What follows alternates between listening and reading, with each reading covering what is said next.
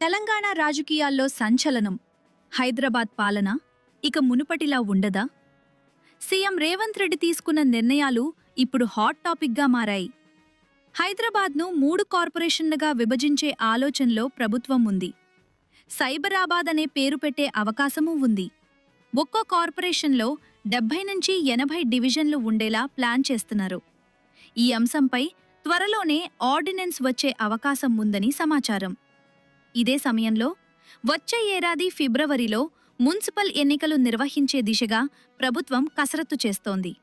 ఇంకో కీలక నిర్ణయం, కృష్ణా గోదావరి జలాలపై అసెంబ్లీలో నీళ్లు నిజాలు పేరుతో ప్రత్యేక చర్చ.